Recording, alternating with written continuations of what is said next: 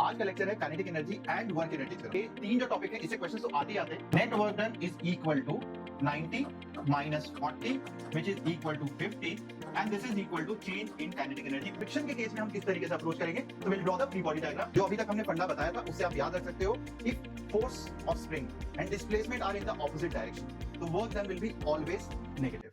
Hello मेरे प्यारे बच्चों, क्या हाल चाल है और कैसी चल रही है आपकी तैयारी।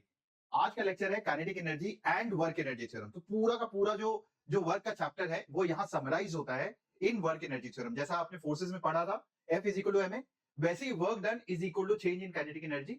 और पिछले लेक्चर में जो हमने स्टडी किया था कि वर्क डन पॉजिटिव होता है, वर्क डन नेगेटिव होता है, किसी किसी सिनेरियो में वर्क डन जीरो होता है।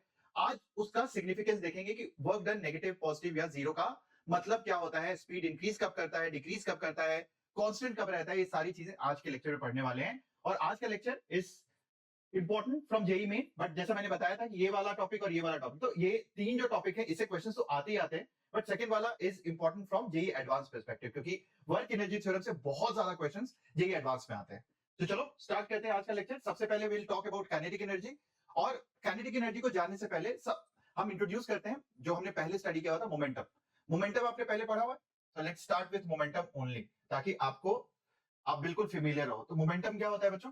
मोमेंटम को डिफाइन करते हैं mass into velocity.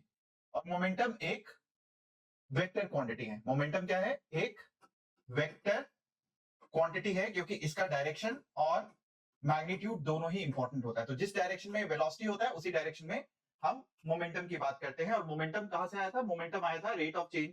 Rate of change of momentum is equal to force. ये हम लोगों ने फोर्स वाले चैप्टर में पढ़ा था। अब काइनेटिक एनर्जी क्या होता है? Kinetic energy is equal to half M we square. Kinetic energy is equal to half M we square. और आप देखो कि इस चीज को हम लिख सकते हैं, जो कि कई बार किताबों में मिस कर देते हैं। हाफ एम दो वेक्टर का डॉट प्रोडक्ट है, v डॉट v। हम इसको इस तरीके से लिख सकते हैं। एंड देयरफॉर दो वेक्टर का डॉट प्रोडक्ट है, तो ये क्या हो गया? एक स्केलर क्वांटिटी हो गया। एंड देयरफॉर काइनेटिक एनर्जी को मैं बोल सकता हूं it is a scalar quantity. और जनरली जो एग्जाम में क्वेश्चंस आते हैं वो इन दोनों के रिलेशन से आते हैं कि काइनेटिक एनर्जी है तो मोमेंटम बता दो, काइनेटिक एनर्जी में इतना चेंज हो गया तो मोमेंटम में कितना चेंज हो जाएगा, मोमेंटम में इतना चेंज हो गया तो काइनेटिक एनर्जी में कितना चेंज हो जाएगा। इन दोनों के रिलेशन से रिलेटेड क्वेश्चंस आते हैं, तो ये आपको याद रखना चाहिए, specially for JEE Main. And advance में इतना रिलेशन से रिलेटेड क्वेश्चंस नहीं आता है। तो kinetic energy is equal to half M we square. और अगर मैं v की बात करूं, मैग्नीट्यूड की बात करूं, तो ये कितना हो जाएगा? v आ जाएगा यहाँ पे, मैग्नीट्यूड ऑफ v या speed will be equal to magnitude of momentum by mass. And therefore it will be equal to p square by m square. Cancel हो गया।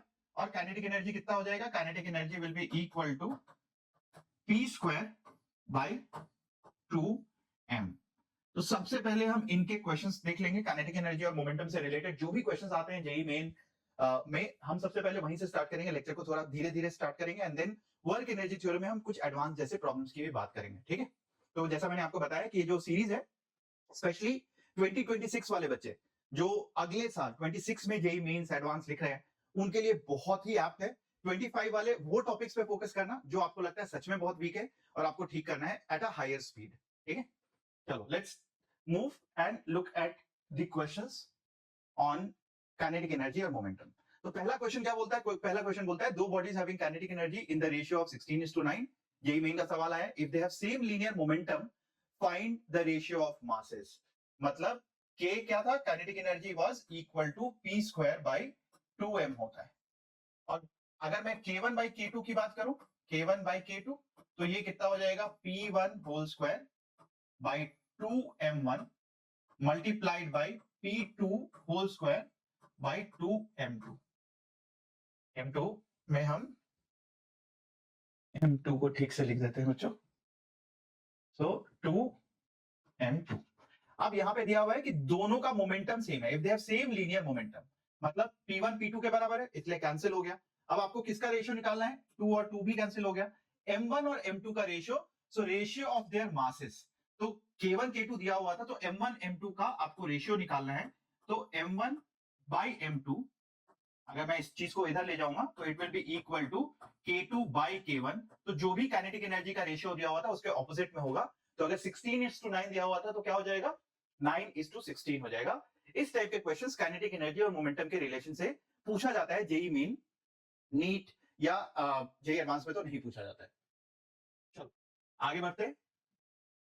यहां दिया हुआ है काइनेटिक, एक बॉडी का मास 8 केजी दिया हुआ है, दूसरे बॉडी का मास 2 केजी दिया हुआ है, moving with equal kinetic energy. अब यहाँ पे काइनेटिक एनर्जी को इक्वल दे दिया है तो ratio of their respective momentum. तो आप इसको होमवर्क की तरह देखो। आप इसीलिए कहा जाता है कि क्वेश्चंस जो है ये 22 में आया था और पिछला वाला क्वेश्चन हमने 23 में देखा था, तो इसीलिए previous year question is extremely important. तो जो बच्चे 26 में 25 में एग्जाम लिखने वाले हैं जेईई मेन का, उनके लिए इंपॉर्टेंट चीज है। बहुत सारे बच्चे पीवाईक्यू बिल्कुल नहीं करते हैं, वो आते हैं वन शॉट देखते हैं, उनको लगता है पीवाईक्यू कर लिया, बट पीवाईक्यू खुद से अगर आप टाइम बाउंड सॉल्व करोगे it will be very very helpful. क्योंकि देखो पिछले साल में जो क्वेश्चन 22 में आया था वही रिपीट हो गया 23 में, तो कॉन्सेप्ट्स और क्वेश्चंस भी एज इज रिपीट होते हैं। वहां मोमेंटम सेम था, यहां पे काइनेटिक एनर्जी सेम है, तो आप इसको खुद कर लेना।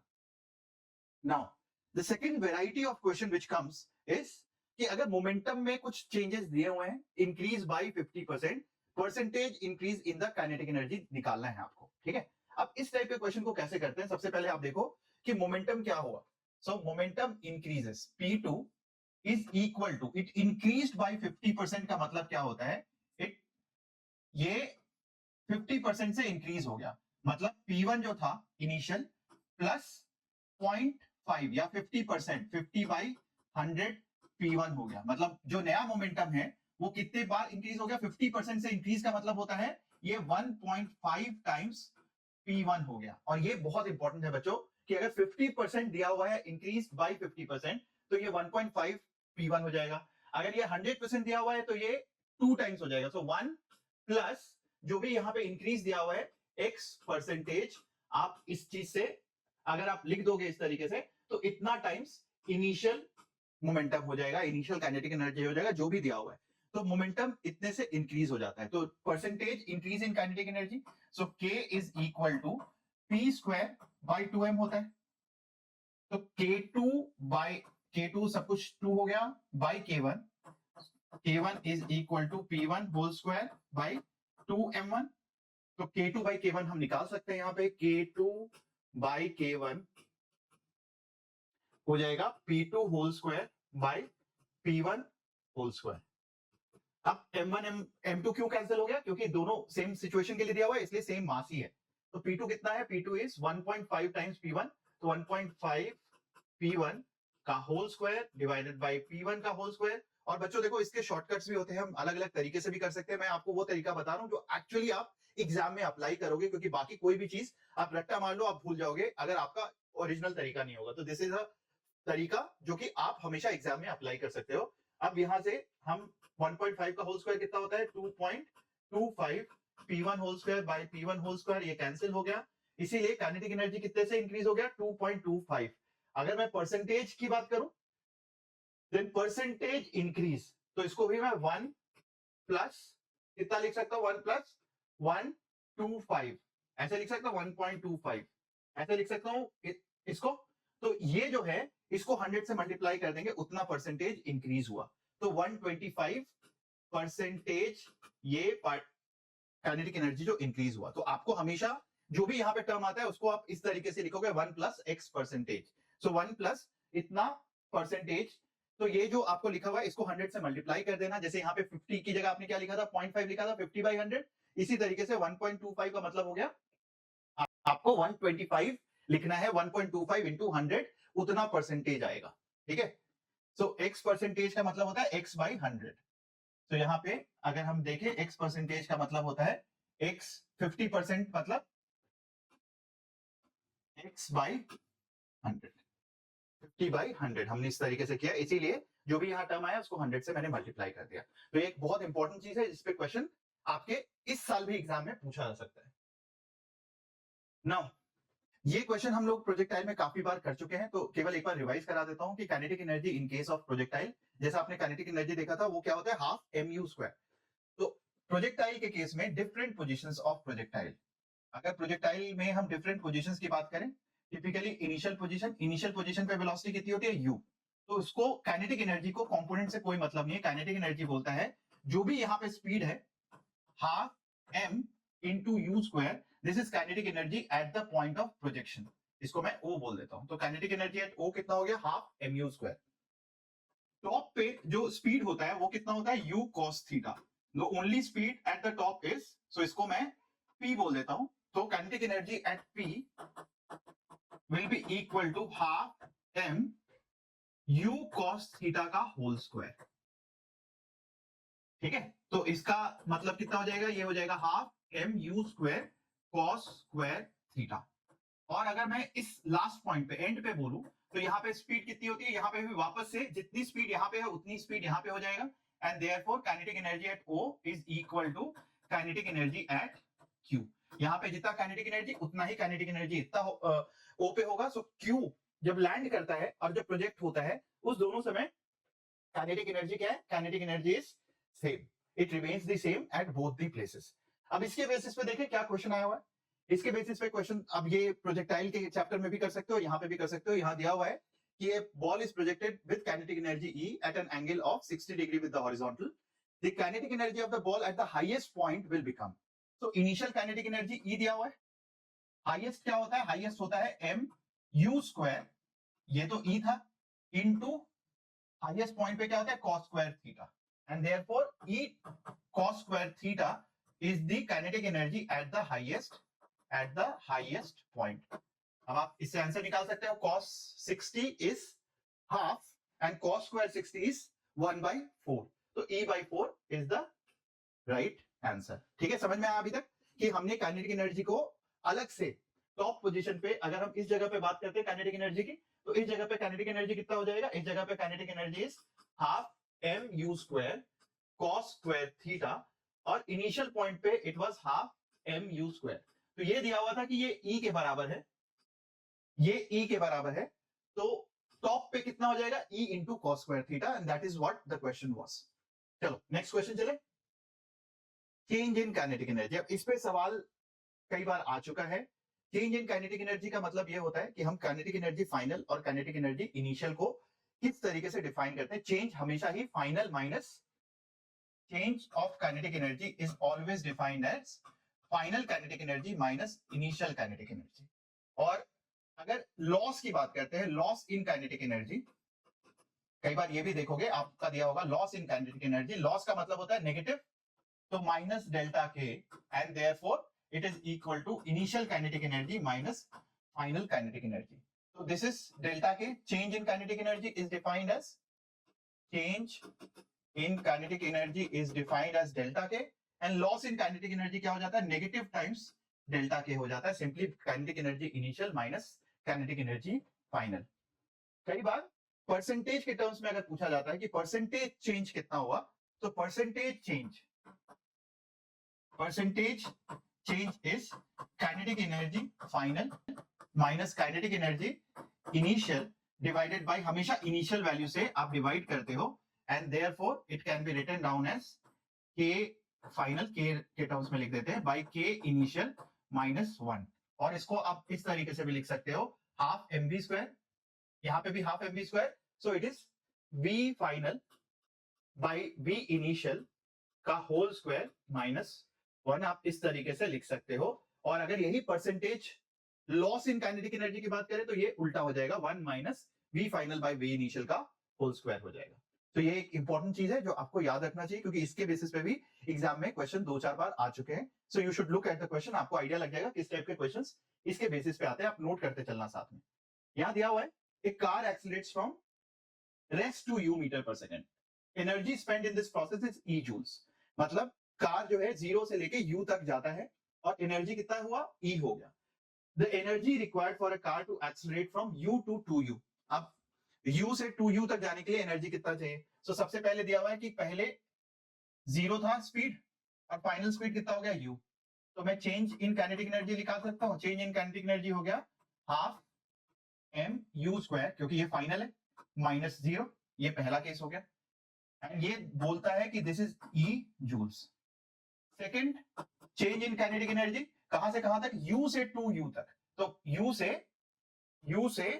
2u तक, मतलब फाइनल कितना हो गया, फाइनल हो गया 2u, तो मैं लिख सकता हूं हाफ m 2u का whole square minus half m u का whole square and therefore it is equal to, यहाँ पे 4 हो जाएगा, 4 minus 1 is 3 times half m u square, और ये जो टर्म है ये कितना है, e के बराबर दिया हुआ है एंड देयरफॉर 3 इंटू e हो जाएगा, और आप यहां से n e जूल्स दिया हुआ है, इंटीजर टाइप क्वेश्चन था तो n निकाल सकते हो, n इज इक्वल टू 3। तो देखो बहुत ही आसान क्वेश्चन आता है अगर आप फ्रैगमेंट में चीजें स्टडी करते हो।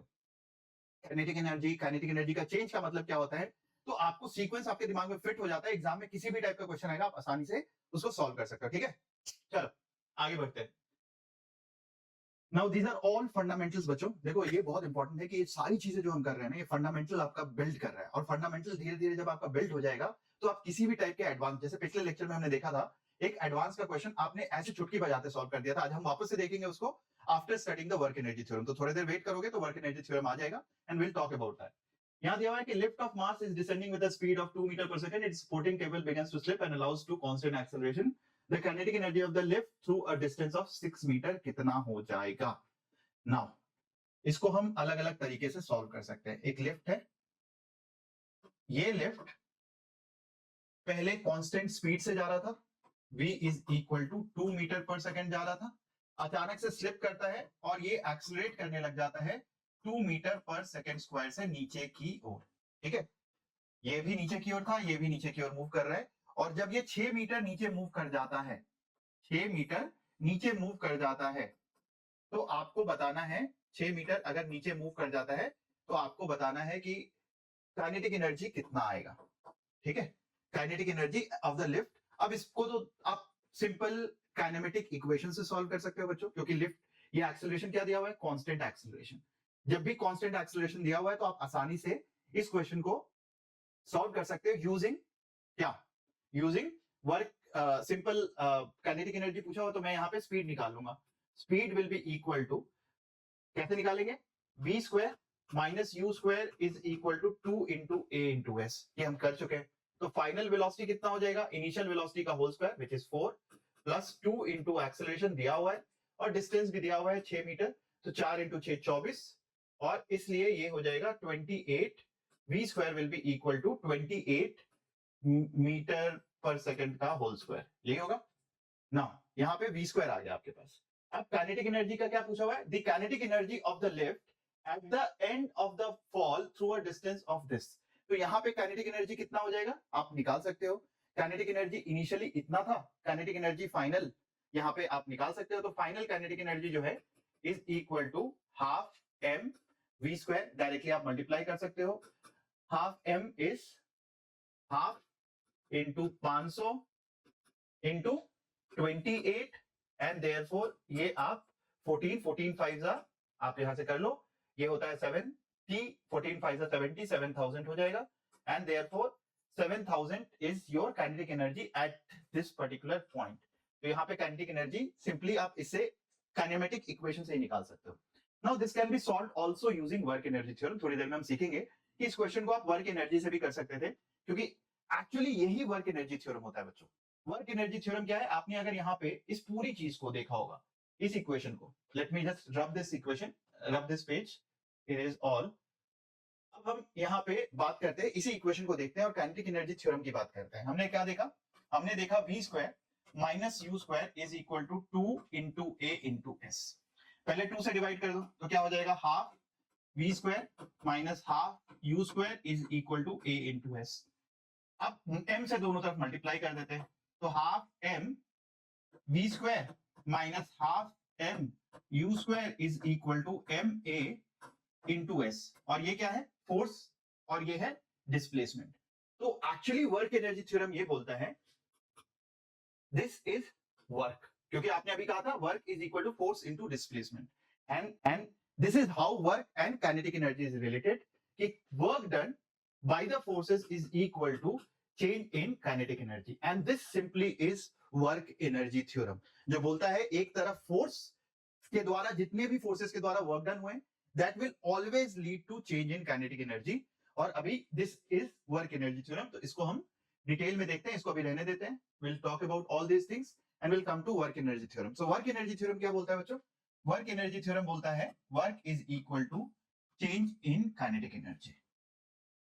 अब हमने क्या पढ़ा था? हमने पढ़ा था वर्क पॉजिटिव होता है जब force and displacement are in same direction, are in same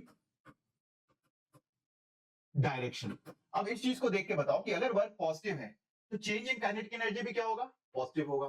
change in kinetic energy positive का मतलब क्या हो गया?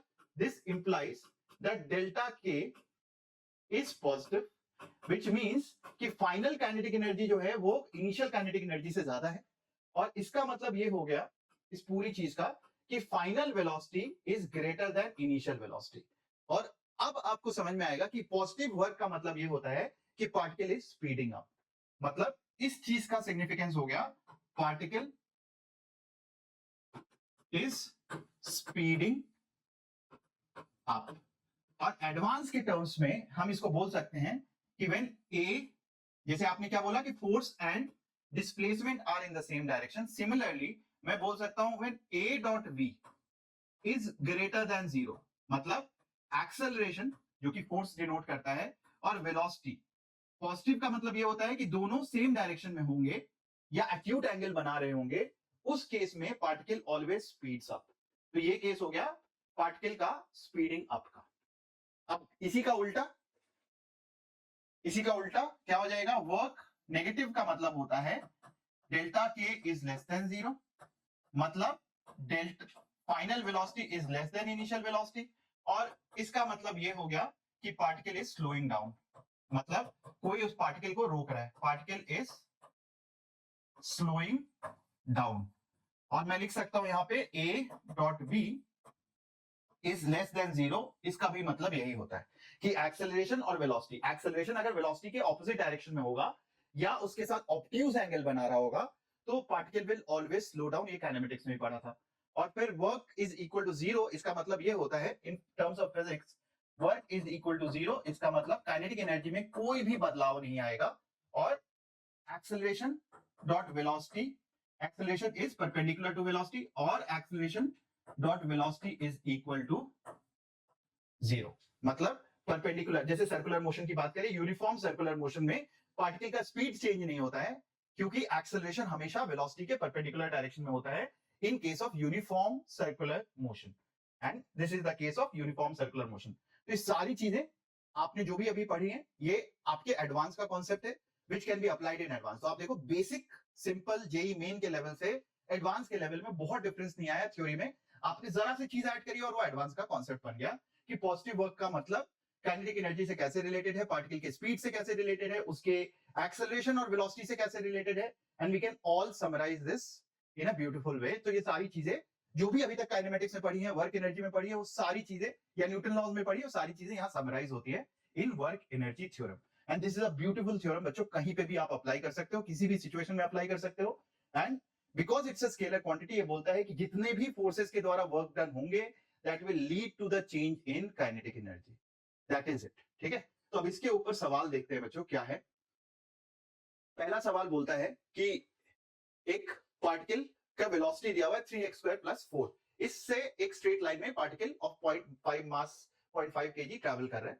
नेट वर्क डन पूछा है। So work done, net work done क्या होता है भाई? नेट वर्क डन होता है चेंज इन काइनेटिक एनर्जी। तो अगर मैं v फाइनल निकाल दूं कब, at x is equal to 2 meter, ये कितना हो जाएगा?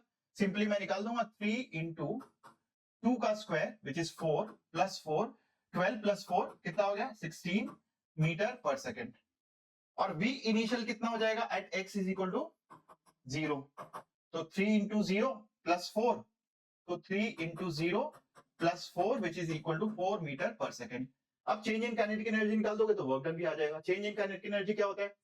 Half into m, m half दिया हुआ है, 0.5 is half, v final whole square, 16 का होल स्क्वायर होता है 256, माइनस वी आई का होल स्क्वायर, 4 का स्क्वायर होता है 16, ये आ जाएगा 1/4 मल्टीप्लाइड बाई 240, 60। तो 60 जूल्स है, 60 joule is your answer. So net work done आपको यहाँ पे अलग से, कई बच्चे पहले एक्सेलरेशन निकालते हैं फिर उसके बाद वर्क डन निकालते हैं, बट अगर वेलोसिटी दिया हुआ है तो net work done is always equal to change in kinetic energy. अगर आपको ये याद है तो सिंपली ये क्वेश्चन एक लाइन में सॉल्व हो जाता। अब इस सवाल को देखते हैं जो जेई में पूछा गया था। हम लोगों ने लास्ट लेक्चर में इस सवाल को किया था, वर्क डन निकाला था हमने, काइनेटिक एनर्जी नहीं निकाला था। यहाँ क्या पूछा हुआ है, आपसे पूछा हुआ है kinetic energy of the block when it reaches Q. तो हम लोगों ने निकाला था work done by mg, work done by mg was equal to mg नीचे लग रहा था, डिस्प्लेसमेंट ऊपर हो रहा था, and therefore we said it is negative. m दिया हुआ था 1 kg, g होता है 10 मल्टीप्लाइड बाय h, mg के डायरेक्शन में 4, so this is minus 40 joules. Work done by the force, तो फोर्स जिस डायरेक्शन में लग रहा है उस डायरेक्शन का डिस्प्लेसमेंट, तो फोर्स है 18, उस डायरेक्शन में जो डिस्प्लेसमेंट हो रहा है वो ये pq है, and therefore it is equal to 5। जिन बच्चों ने लास्ट लेक्चर नहीं देखा प्लीज देख लेना। तो this is plus 90 joules. So net work done is equal to 90 minus 40 which is equal to 50, and this is equal to change in kinetic energy। पूछा ये है the kinetic energy of the block when it reaches q। Initially दिया हुआ है rest पे, नहीं तो is pulled along इतना which is always parallel to assume no frictional। तो ऑब्वियसली यहाँ पे पुल्ड along मतलब कि यहाँ पे 0 दिया हुआ था और वहां से पुल किया है, तो चेंज इन काइनेटिक एनर्जी यहाँ पे पूछा हुआ है कि kinetic energy of the block when it reaches q, so k final minus 0, initial kinetic energy 0 दिया हुआ है, क्योंकि अगर कुछ वेलोसिटी होता तो दिया होता क्वेश्चन के अंदर, हालांकि मेंशन करना चाहिए it starts from rest, but नहीं दिया हुआ है तो अज्यूम कर लेंगे कि हम 0 से स्टार्ट हुआ है, and kinetic energy final is equal to 50, and therefore n is equal to 5, क्योंकि 5 into 10 is 50 जूल्स। तो देखो बच्चों, आप अगर सिंपल से कॉन्सेप्ट्स एक या दो लाइन में क्वेश्चन हो गया, इंटीजर टाइप क्वेश्चन हो गया जो कि जेई एडवांस का है, तो जेई एडवांस जैसा मैंने पिछली क्लास में भी बोला था कोई बहुत हवा नहीं है, it is just another way of building up your concept. तो एक कॉन्सेप्ट अगर आपका सॉलिडिफाई हो गया तो उसी के ऊपर बस बिल्ड करके उस क्वेश्चन को थोड़ा सा एक लेवल ऊपर लेके जाते हैं। यहां पूछा हुआ है अगेन, एक ब्लॉक को ड्रॉप किया ए से लेके बी तक, the expression for kinetic energy क्या हो जाएगा, सो वर्क डन केवल और केवल mg के द्वारा वर्क डन हो रहा है, so work done by mg is equal to change in kinetic energy. तो काइनेटिक एनर्जी का जो एक्सप्रेशन होगा वो mg के बराबर होगा, mg नीचे लग रहा है, डिस्प्लेसमेंट भी नीचे की ओर हो रहा है, कितना डिस्प्लेस हो रहा है y naught, and therefore mg नीचे लग रहा है, डिस्प्लेसमेंट कितना हुआ y naught, and work done by mg is equal to plus, because नीचे वर्क, नीचे फोर्स और नीचे ही displacement, so it is plus mg into y naught, as simple as this. So है कोई option, mg y naught is your answer, क्योंकि ये जो ब्लॉक है ये y नॉट से जब नीचे डिस्प्लेस होता है तो मुझे और किसी चीज से मतलब नहीं है, y से मतलब नहीं है, कहां से हुआ उससे मतलब नहीं है, जितना डिस्प्लेस हुआ मुझे केवल वो डिस्प्लेसमेंट देखना है, and we are not bothered about ground से कितनी दूरी पे, ठीक है। यहां दिया हुआ है कि भाई एक प्लेन, एक ब्लॉक रखा हुआ है, अब इंक्लाइन प्लेन के क्वेश्चंस करते हैं, block slides on incline plane, find the speed at the bottom if the plane is smooth, और फ्रिक्शन जब होगा तो निकालना है स्पीड कितना होता है। तो सबसे पहले तो वर्क डन निकालेंगे, वर्क डन, इसके ऊपर जो फोर्सेस लग रहे हैं पहले वाले केस में जब स्मूथ है तो केवल mg लग रहा है, इसके ऊपर जो फोर्सेस लगेंगे वो क्या फोर्सेस लगेंगे पहले केस में, mg साइन थीटा नॉर्मल और mg cos थीटा। पहले केस में फ्रिक्शन नहीं है तो हमने फ्रिक्शन नहीं लगाया, ये तीन फोर्सेस, नॉर्मल के द्वारा work done, mg cos theta के द्वारा वर्क डन कितना हो जाएगा, 0। Work done by mg is equal, mg cos theta is equal to 0, and work done by normal is also equal to 0 because normal is perpendicular to displacement।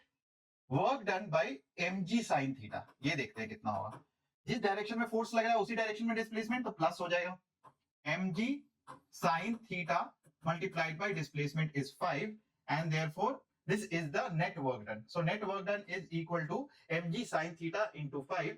mg दिया हुआ है, m कितना है भाई, मास मास मास मास दिया हुआ है, नहीं दिया हुआ तो कैंसिल हो जाएगा, ब्लॉक इज प्लेस, ठीक है। सो ये हो जाएगा 5 mg sin 37 is 3/5, and this is equal to net work done is equal to change in kinetic energy। यहाँ पे स्पीड इज 0 और यहाँ पे स्पीड निकालना है आपको, तो change in kinetic energy is half mv square minus 0। so change in kinetic energy minus 0, और यहां से आप एक्चुअली आंसर निकाल सकते हो, m से m कैंसिल हो गया, 5 से ये 5 कैंसिल हो गया, एंड v स्क्वायर आपसे पूछा हुआ स्पीड, तो v square is equal to 2 into 3 6 into g, ये आ जाएगा और v आप यहां से निकाल लोगे।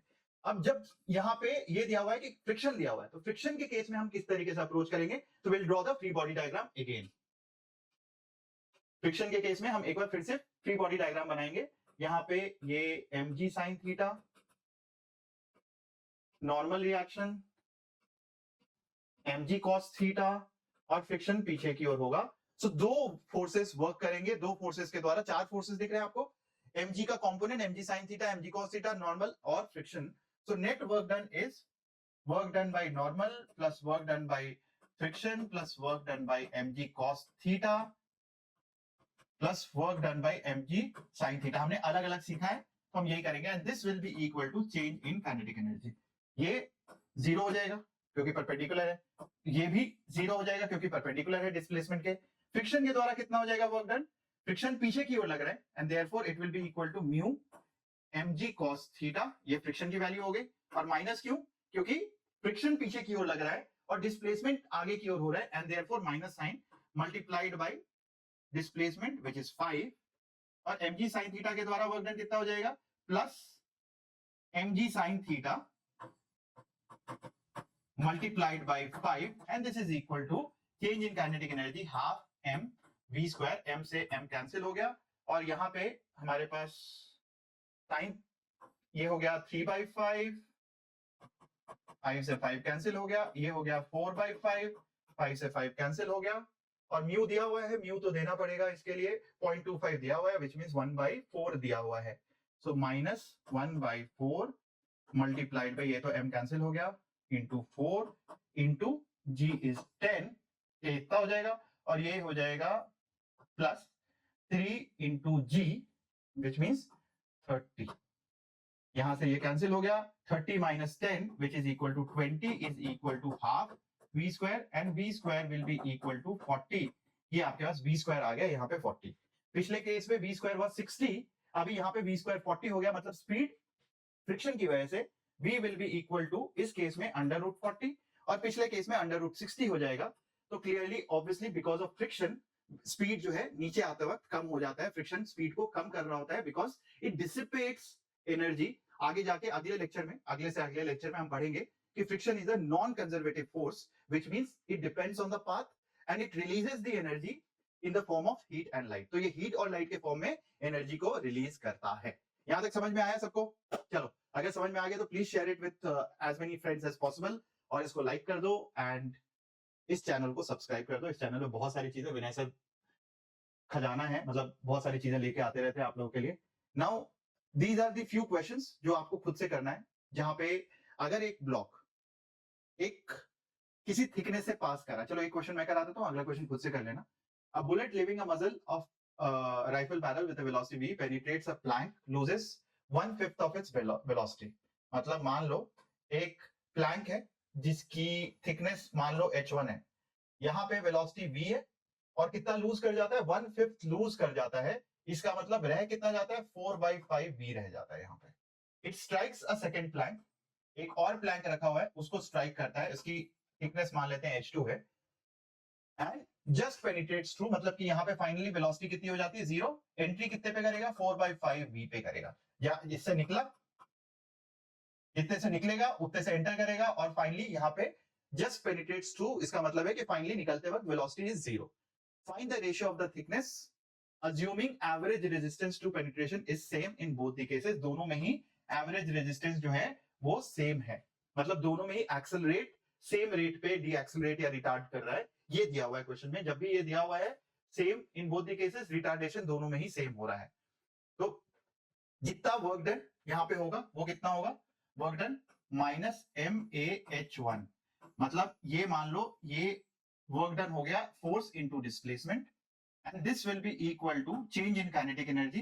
change in kinetic energy का मतलब है क्या, half m 4/v का whole square minus half m v square. और दूसरे वाले केस में क्या हो जाएगा, चूंकि ये फोर्स सेम है, दूसरे वाले केस में भी, इसमें भी, तो माइनस ma ये सेम रहेगा, multiplied by displacement h2 is equal to final speed is 0, तो final kinetic energy 0 minus half m 4/5 v का होल स्क्वायर। अब आपको H1 और H2 का रेशियो निकालना है, तो आप सिंपली डिवाइड कर दोगे, तो you will find H1 H2 का रेशियो। जो भी आपसे पूछा हुआ है आप वो निकाल सकते हो, H1 H2 का रेशियो आसानी से निकाल सकते हो just by dividing these two. ठीक है, तो ये आप आंसर होमवर्क या कमेंट बॉक्स में डाल देना इसका आंसर, बिकॉज H1 H2 अब मैंने सॉल्व कर दिया, आप आसानी से सॉल्व करके इसका आंसर निकाल सकते हो। यहां तक समझ में आया कि जब भी यहाँ पे दिया हुआ है कि इक्वल रेजिस्टेंस, एवरेज रेजिस्टेंस जो है सेम है। एवरेज रेजिस्टेंस का मतलब है द फोर्स जो जैसे पेनिट्रेट करेगा तो जो फोर्स उसको फील होगा या महसूस होगा वो दोनों ही केसेस में सेम होगा, and therefore this is average resistance, मतलब कि एवरेज फोर्स दोनों ही केसेस में सेम है, ये दिया हुआ है। ओके, चलो काफी सवाल आज कर रहे हैं। अब इस टाइप का एक सवाल दिया हुआ है। अब ये सवाल ना थोड़ा सा ट्रिकी है, बिकॉज ये सवाल में मोमेंटम भी है और काइनेटिक एनर्जी भी है, तो इसको एक एक करके सॉल्व करते हैं। दिया हुआ bag of sand is suspended by a rope. एक रोप से बैग ऑफ सैंड सस्पेंड किया हुआ है। नाउ इसका वेट दिया हुआ है 9.8 kg। एक बुलेट है जो 200 ग्राम का है, वो ट्रेवल करता है एक बुलेट का, ये 0.2 kg दिया हुआ है बुलेट का, 0.2 kg, travelling with a speed of 10 metre per second. इससे ट्रेवल करता है, गेट्स एम्बेडेड इन इट, इसके अंदर एम्बेड हो जाता है, तो लॉस इन काइनेटिक एनर्जी। यहाँ पे मोमेंटम कितना है, यहाँ पे मोमेंटम है 0.2 इंटू 10। मोमेंटम तो अभी पढ़ा हमने कि यहाँ पे मोमेंटम इतना हो जाएगा। एक बार जब इसके अंदर एम्बेड हो जाएगा, मतलब एम्बेड का मतलब है ये जब इसके साथ आ जाएगा बुलेट भी, तो इसका वेट कितना हो जाएगा 9.8 प्लस 0.2, तो इसका मास हो जाएगा 10, और इसकी वेलोसिटी हम निकाल सकते हैं। और आगे अगले चैप्टर में हम पढ़ेंगे कि मोमेंटम जो है वो कंजर्व्ड होता है इन सारे केसेस में। तो हमारे पास यहां से स्पीड आ जाएगा, speed will be equal to, इस पूरे एंटिटी का जो स्पीड है वो आ जाएगा, and that will be equal to 0.2 metre per second. तो ये आ गया हमारे पास स्पीड। इनिशियल स्पीड दिया हुआ है, मास दिया हुआ है, फाइनल मास दिया हुआ है, फाइनल स्पीड दिया हुआ है। तो आपसे लॉस इन काइनेटिक एनर्जी पूछा हुआ है। Loss in kinetic energy is, loss in kinetic energy is equal to kinetic energy initial minus kinetic energy final. Initial kinetic energy हो गया हाफ, मास है 0.2 इंटू स्पीड इज 10 का होल स्क्वायर, ये initial हो गया, तो 100 120, ये हो जाएगा 10 minus initial, final kinetic energy कितना हो जाएगा हाफ इंटू मास है 10 और स्पीड इज 0.2 का whole square, so 5 multiplied by 0.04, so 10 minus 0.2 and therefore 9.8 joules. So this is the answer. Loss in kinetic energy जो है 9.8 हो जाएगा। लॉस का मतलब होता है फाइनल इनिशियल माइनस फाइनल। तो जब भी इनिशियल था उसमें से फाइनल कितना रहेगा, लॉस का मतलब यही होता है। लॉस का मतलब होता है negative change in kinetic energy. तो आपने ये निकाल लिया, आंसर में माइनस भी दे सकते थे। Okay, now work done by spring. बच्चों ये एक, अब यहाँ पे जो भी बच्चे यहाँ तक आ गए हैं, now this is something which most of the students fear. Spring, specially spring के द्वारा कई बार पोटेंशियल एनर्जी से कंफ्यूज हो जाते हैं, कई बार वर्क डन से कंफ्यूज हो जाते हैं। क्या होता है, तो आज हम केवल वर्क की बात करेंगे, वर्क डन बाय स्प्रिंग।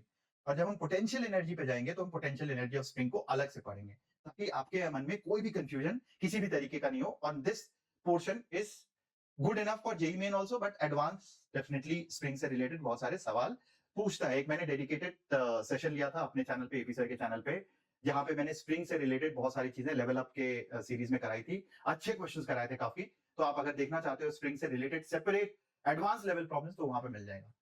तो अब इसको समझने के लिए, स्प्रिंग को समझने के लिए पहले कुछ बेसिक चीजें समझते हैं। मान लो ये स्प्रिंग एक मास से अटैच्ड है, स्प्रिंग का स्प्रिंग कांस्टेंट है K, मास से अटैच्ड है M, एंड दिस इज एक नेचुरल लेंथ पे रखा हुआ, मतलब कि ना तो ये इसमें कोई एक्सटेंशन है ना कंप्रेशन है।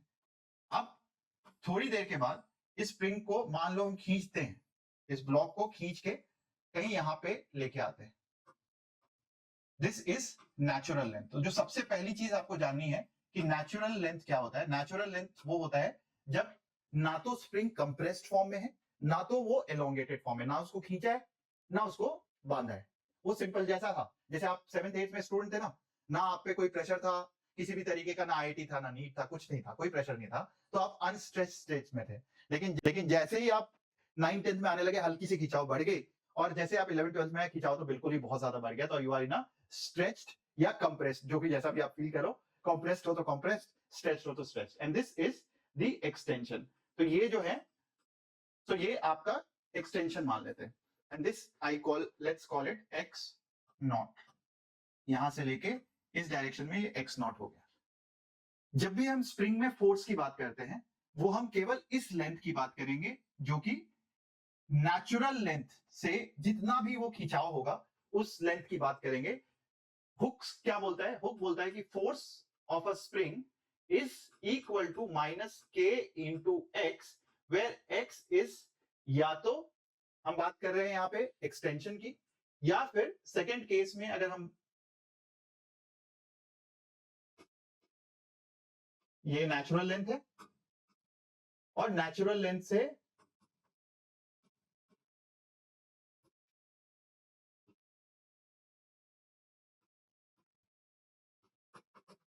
यहां पे x1 बोल देता हूं मैं, यहां पे इस डायरेक्शन में इसको कंप्रेस कर दिया हमने, ठीक है, तो ये x1 हो गया। तो या ये जो x है वो या तो कंप्रेस्ड लेंथ है या फिर एलोंगेटेड लेंथ है। तो this is the force due to spring on this particular block. तो इस ब्लॉक को स्प्रिंग क्या करता है, हमेशा नेचुरल लेंथ पे जाने की कोशिश करता है, इसीलिए स्प्रिंग इस ब्लॉक को नेचुरल लेंथ की तरफ खींचेगा, और यहां पे भी स्प्रिंग जो है नेचुरल लेंथ की तरफ इसको पुश करेगा। तो अब यहां पे कंप्रेस कर दिया, तो स्प्रिंग इसको पुश करेगा towards the natural length. Spring की टेंडेंसी होती है किसी भी ब्लॉक को उसके नेचुरल लेंथ, या स्प्रिंग अपने नेचुरल लेंथ पे आना चाहता है, तो अगर आप उसको खींचोगे वो वापस उसको नेचुरल लेंथ की तरफ ले आएगा, कंप्रेस करोगे वापस उसको नेचुरल लेंथ की तरफ लेके आएगा, and that is the nature of the spring. Spring की लेंथ चेंज होती है, और इसीलिए वर्क डन की अगर हम बात करें, इस पोजीशन को 1 बोल देता हूं, यहां पे हम 2 बोल देते हैं। सो वर्क डन फ्रॉम 1 से 2 will be equal to, force क्या है, ये वेरिएबल फोर्स है, माइनस के इंटू एक्स इंटू डीएक्स।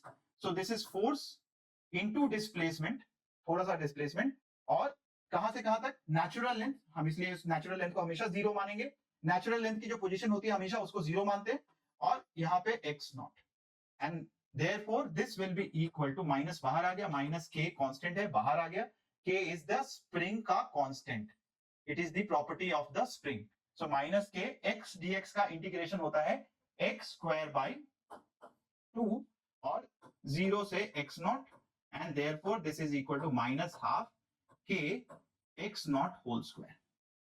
और यही सेम चीज यहां पे भी आएगा, क्योंकि यहां पे स्प्रिंग का जो डायरेक्शन है वो इस तरफ है, लेकिन उसको कंप्रेस किधर किया हुआ है आपने, अब देखो आप इसको कंप्रेस करते हुए मतलब डिस्प्लेस किधर कर रहे हो, इस डायरेक्शन में, और स्प्रिंग का फोर्स जो है उसके ऑपोजिट डायरेक्शन में लग रहा है।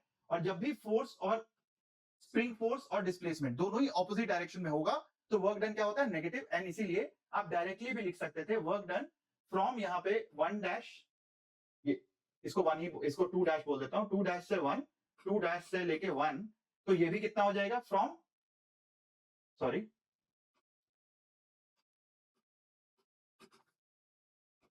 work done in compressing the spring is equal to work done compressing the spring from 1 से लेके 2 डैश, ये कितना हो जाएगा, आपने इस डायरेक्शन में कंप्रेस किया तो डिस्प्लेस किधर किया आपने, इस डायरेक्शन में, बट स्प्रिंग का फोर्स किधर लग रहा था, ऑपोजिट डायरेक्शन में, and therefore work done is equal to minus half k x1 square. तो दोनों ही नेगेटिव होगा, और यहां से सिंपली जो अभी तक हमने फंडा बताया था उससे आप याद रख सकते हो, if force of spring and displacement are in the opposite direction, तो work done will be always negative. Work done हमेशा क्या होगा, नेगेटिव होगा। अगर आप स्प्रिंग का फोर्स और डिस्प्लेसमेंट दोनों ऑपोजिट डायरेक्शन में होंगे तो work done will B negative, और अगर आप अब रिलीज करोगे यहां पे, तो 2 से जब 1 की तरफ जा रहा होगा तो स्प्रिंग का फोर्स भी इसी डायरेक्शन में है, डिस्प्लेसमेंट भी इसी डायरेक्शन में है, तो वर्क डन क्या होगा, पॉजिटिव होगा। तो हमेशा सिंपली याद रखना, प्लस और माइनस इंडिकेट करता है अगर फोर्स और डिस्प्लेसमेंट सेम डायरेक्शन में है तो वर्क डन पॉजिटिव, अगर फोर्स और डिस्प्लेसमेंट ऑपोजिट डायरेक्शन में तो वर्क डन नेगेटिव। बस इतना याद रखना। अब इसके बेसिस पे क्वेश्चंस करते हैं।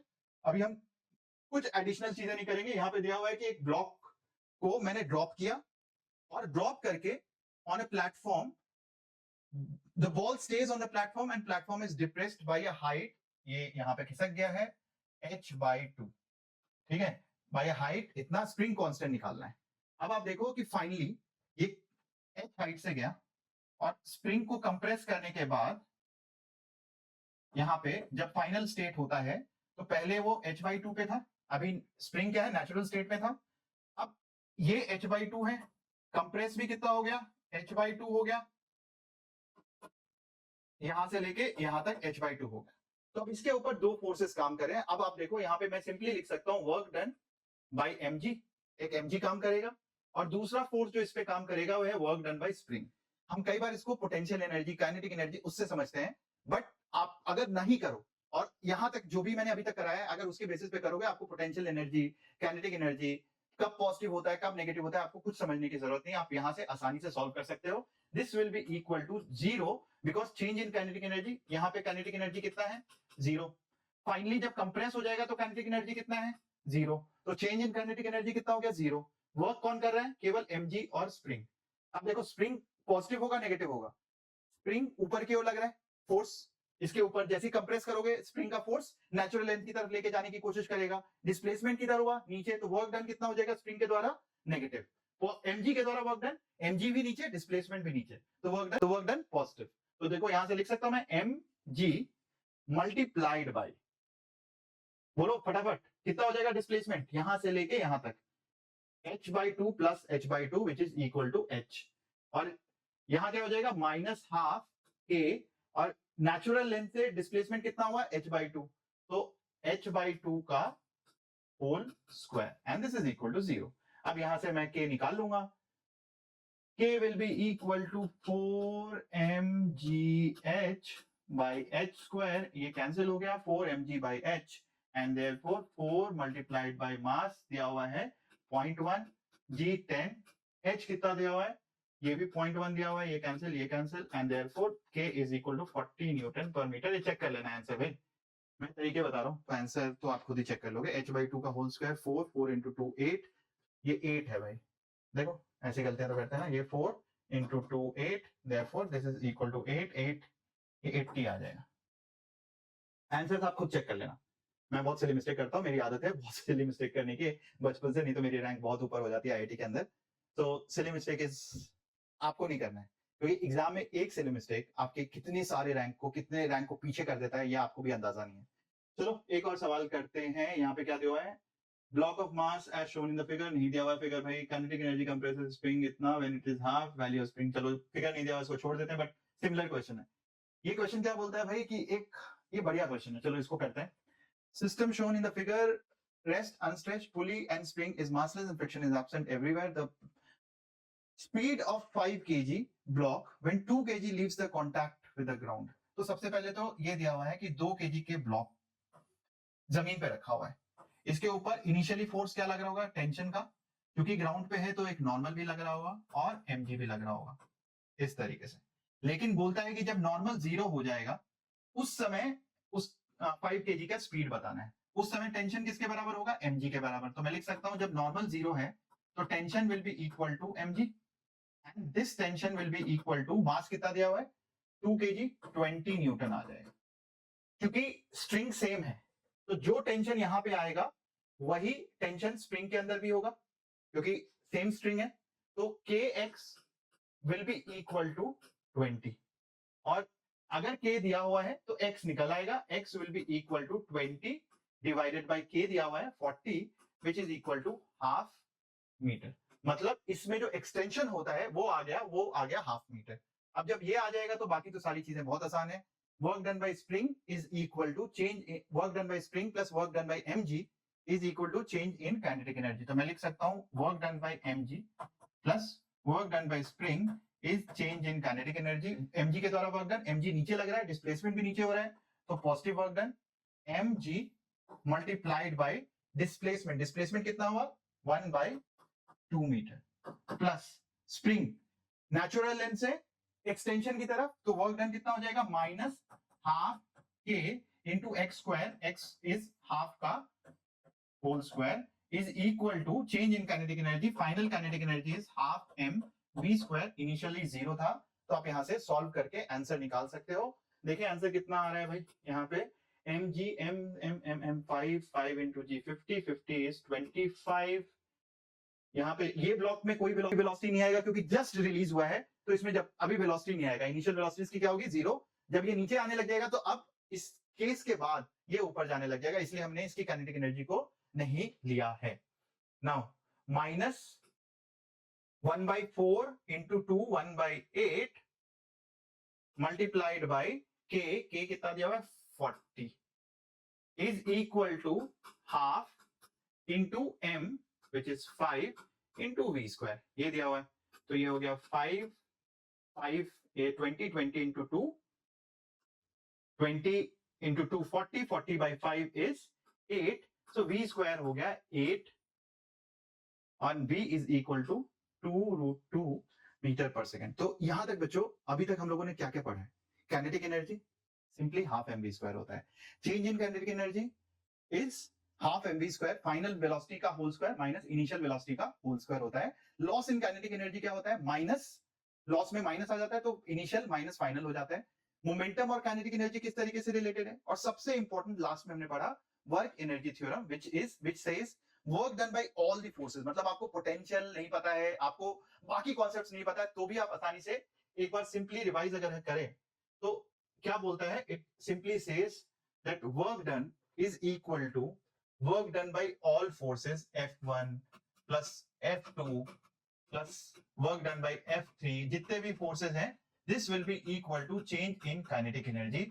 जैसे अभी लास्ट वाले केस में देखा कि यहां पे अगर ब्लॉक स्प्रिंग से जुड़ा हुआ था, स्प्रिंग कुछ वर्क कर रहा है, mg कुछ वर्क कर रहा है, तो अगर मैं इस ब्लॉक के ऊपर, आपने लास्ट केस में क्या देखा, अगर इस ब्लॉक के ऊपर मैं सारे फोर्सेस डिफाइन कर लूं, सारे फोर्सेस डिफाइन कर लूं इस ब्लॉक के ऊपर, इस ब्लॉक के ऊपर फोर्स क्या है?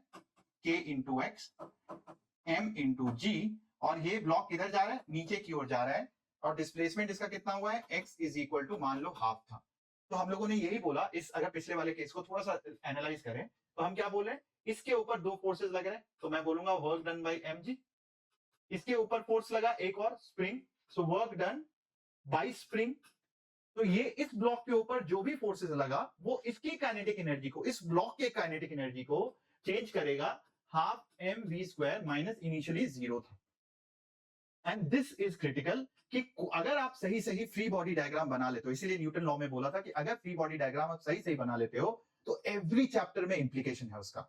मतलब आपने देखा कि फ्री बॉडी डायग्राम बनाते ही आपको आइडेंटिफाई हो गया सारे फोर्सेस, सबने कितना वर्क डन किया, स्प्रिंग ने कितना किया आप निकाल सकते हो, mg ने कितना वर्क किया आप निकाल सकते हो। प्लस माइनस सोचने की जरूरत नहीं है, अगर फोर्स के डायरेक्शन में डिस्प्लेसमेंट हो रहा है तो वर्क डन पॉजिटिव होगा, अगर फोर्स और डिस्प्लेसमेंट दोनों ऑपोजिट डायरेक्शन में, फोर्स और डिस्प्लेसमेंट ऑपोजिट डायरेक्शन में, तो वर्क डन नेगेटिव होगा। अगर आपको ये कॉन्सेप्ट पता है तो वर्क एनर्जी थ्योरम लगाओ, आपको पोटेंशियल एनर्जी नहीं पता है, आपको बाकी कुछ नहीं पता है, तब भी जेईई एडवांस के ऑलमोस्ट 80-90% प्रॉब्लम्स आप चुटकी में सॉल्व कर सकते हो, अनटिल अनलेस वो पोटेंशियल एनर्जी से रिलेटेड या एनर्जी ग्राफ से रिलेटेड कोई क्वेश्चन होगा, जिसको हम आखिरी लेक्चर में करेंगे। ठीक है बच्चों? तो with this I will summarise this entire lecture and thank you very much. यहीं पे एंड करते हैं आज का lecture and all the very best for all the upcoming exams. अगर आप 2025 वाले हो तो अगर ये वीडियो देख रहे हो तो ऑल द बेस्ट, क्योंकि 2025 वालों को ये फास्ट स्पीड पे वीडियो देखना चाहिए, और 2026 वाले हो तो आपके लिए तो खजाना है, गोल्ड माइन है, बिकॉज धीरे धीरे धीरे धीरे हम सारे कॉन्सेप्ट को स्ट्रेंथन और स्ट्रॉन्ग करेंगे। ठीक है, चलो all the best, bye bye, take care.